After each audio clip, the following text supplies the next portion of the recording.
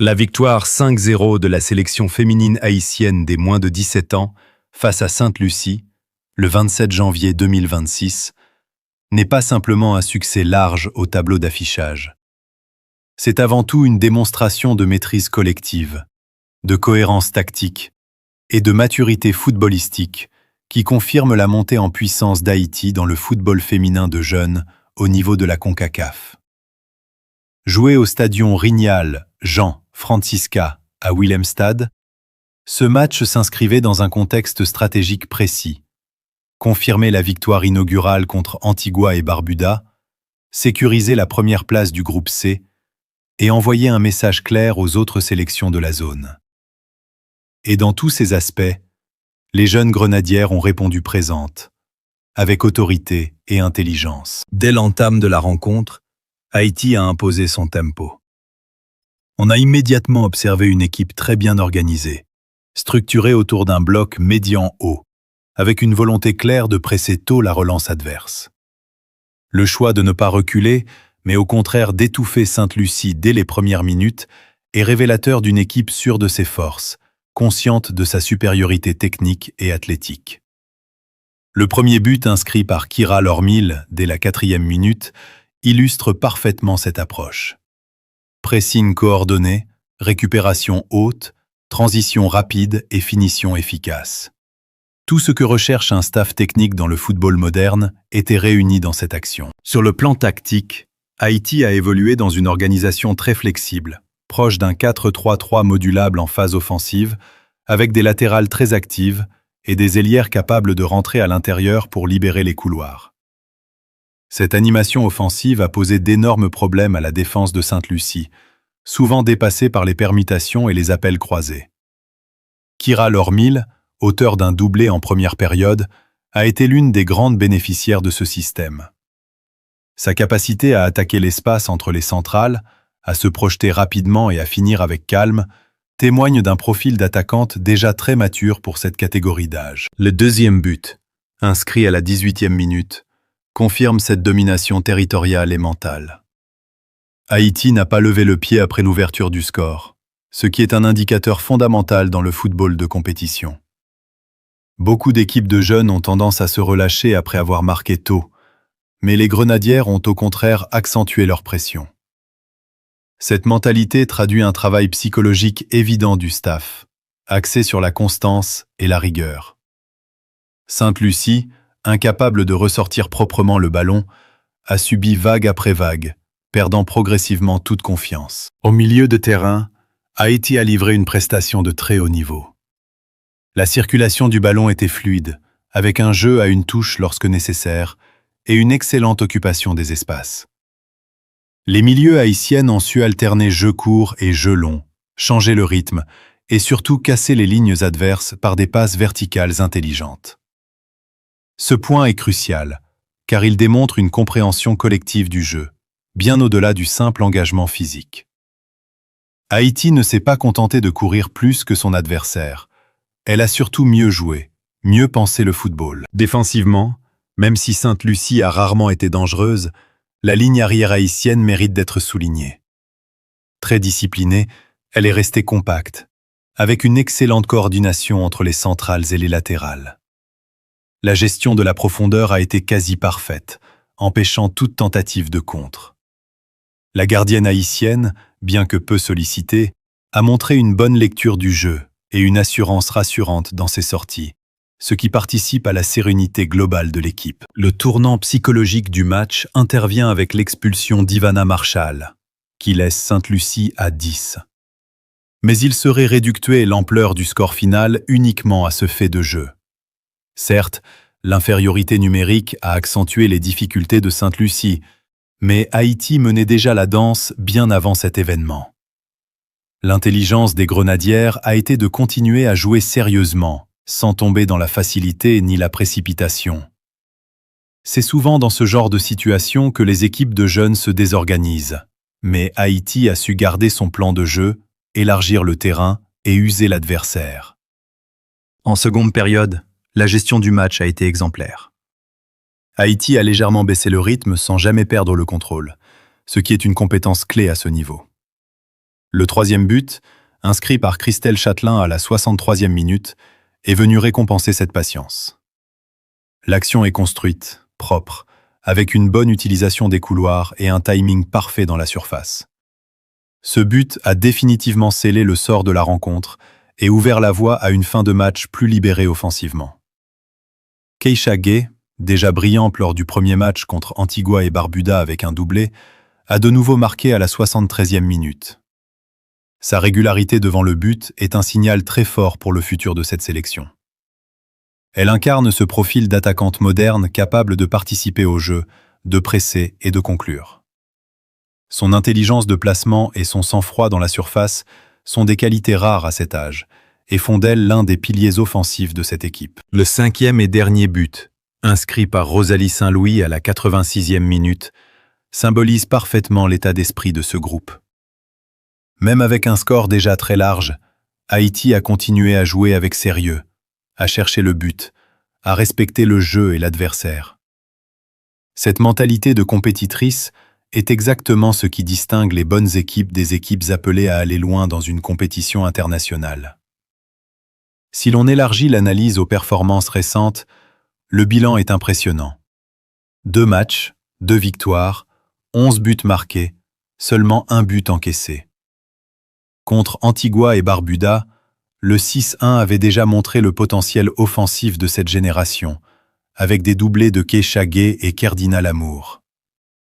Le match contre Sainte-Lucie confirme que cette première prestation n'était pas un accident, mais bien le reflet d'un projet solide, cohérent et bien préparé. Dans le contexte de la CONCACAF, où des nations comme les États-Unis, le Mexique, le Canada ou encore le Costa Rica dominent traditionnellement le football féminin, Haïti est en train de se positionner comme un outsider très sérieux chez les jeunes.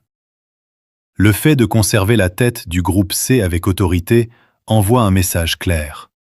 Haïti ne vient plus seulement participer, mais bel et bien rivaliser et se qualifier. Sur le plan du développement, cette équipe U17 est aussi un symbole d'espoir pour le football haïtien. Elle montre que malgré les difficultés structurelles, économiques et sociales, le travail de formation commence à porter ses fruits. La discipline tactique, la qualité technique et la maturité mentale observées dans ces 2 matchs sont le résultat d'un encadrement compétent et d'une vision à long terme. En projection vers la suite des éliminatoires, Haïti devra maintenir ce niveau d'exigence. Les prochains adversaires seront sans doute plus solides, plus agressifs et mieux organisés.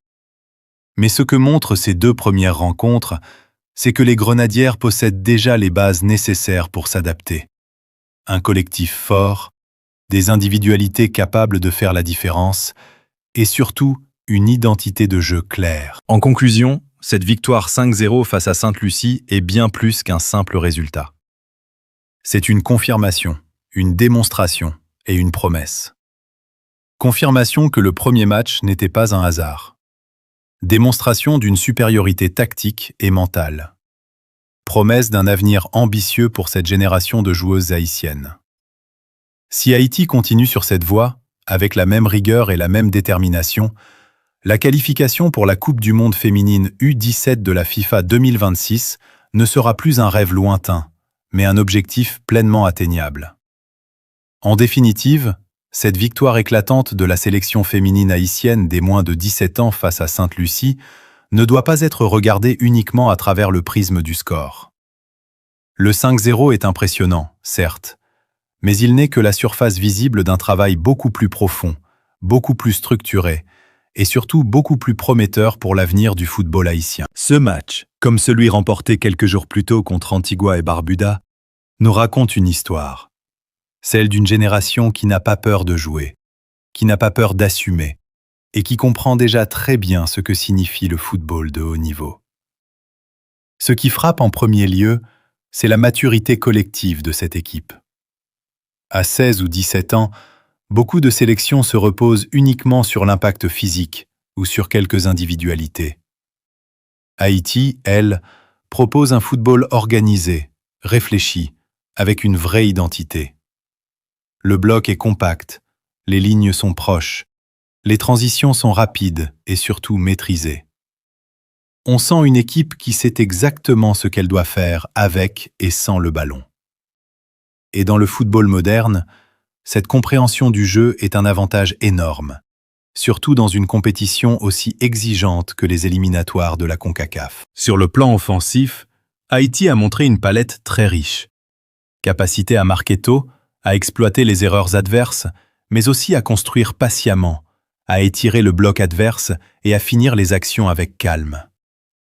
Les buts inscrits contre Sainte-Lucie ne sont pas le fruit du hasard. Ils sont le résultat de mouvements répétés, de combinaisons travaillées, de courses coordonnées. Cela montre clairement que ces joueuses ne jouent pas ensemble par obligation, mais par compréhension mutuelle. Elles se trouvent sur le terrain, se projettent ensemble et jouent pour le collectif avant tout. Individuellement, plusieurs joueuses se sont mises en évidence, mais sans jamais déséquilibrer l'équipe. C'est un point fondamental. Kira Lormil, Kisha Gay, Christelle Châtelain, Rosalie Saint-Louis. Toutes ont marqué, toutes ont apporté quelque chose, mais aucune n'a cherché à briller au détriment du groupe. Cette humilité dans la performance est souvent le signe d'une équipe bien encadrée, bien préparée mentalement. Et dans les compétitions internationales de jeunes, l'aspect mental est souvent ce qui fait la différence entre une équipe qui gagne un match et une équipe qui va loin dans un tournoi. Défensivement, même si la pression adverse a été limitée, la concentration est restée constante. Haïti n'a jamais joué avec suffisance. Les replis défensifs étaient sérieux, la ligne défensive disciplinée et la gestion de la profondeur exemplaire. Ce sont des détails, mais ce sont justement ces détails qui permettent à une équipe de franchir des paliers. Encaisser peu de buts, rester solide même quand on domine, c'est une marque de maturité rare à cet âge. Au-delà du terrain, cette équipe U17 féminine représente quelque chose de beaucoup plus grand. Elle incarne l'espoir, la continuité et la crédibilité du projet footballistique haïtien. Depuis quelques années, le football féminin haïtien progresse, gagne en visibilité et en respect sur la scène internationale. Cette génération s'inscrit clairement dans cette dynamique. Elle montre que le talent existe, que la formation progresse et que, malgré les difficultés, Haïti est capable de produire des équipes compétitives, organisées et ambitieuses. Dans le contexte de la CONCACAF, ce n'est pas anodin. Cette zone est l'une des plus relevées du football féminin mondial. Se hisser au niveau, même dans les catégories de jeunes, demande un travail colossal. Et pourtant, Haïti est là, en tête de son groupe, avec autorité. 2 matchs, 2 victoires, une attaque prolifique et une défense solide. Ce bilan n'est pas seulement flatteur, il est révélateur. Révélateur d'un groupe qui croit en lui, d'un staff qui maîtrise son sujet et d'une fédération qui, malgré tout, continue d'avancer. Mais attention, le plus dur reste toujours à venir. Les prochaines rencontres seront plus disputées, plus fermées, avec des adversaires capables de punir la moindre erreur. C'est dans ces moments-là que l'on jugera réellement le niveau de cette équipe. Sa capacité à gérer la pression, à s'adapter tactiquement, à rester fidèle à son identité même dans la difficulté. Et c'est précisément pour cela que ces larges victoires sont importantes. Elles construisent la confiance, elles forgent le caractère, mais elles doivent aussi servir de base pour continuer à progresser. Si Haïti parvient à garder cette rigueur, cette discipline et cette humilité, alors la qualification pour la Coupe du Monde féminine U17 de la FIFA 2026 devient un objectif réaliste. Pas garanti, mais réaliste. Et c'est déjà une immense avancée. Car croire en ses chances, c'est la première étape pour les concrétiser. Pour Jockey Foot International, analyser ce type de performance, c'est aussi une manière de mettre en lumière un football trop souvent sous-estimé. Le football féminin, le football de jeunes, le football haïtien mérite d'être regardé avec sérieux, avec respect et avec expertise. Et cette équipe U17 féminine nous donne toutes les raisons de le faire. Cette victoire contre Sainte-Lucie n'est pas une fin en soi. C'est une étape, un signal fort, une fondation.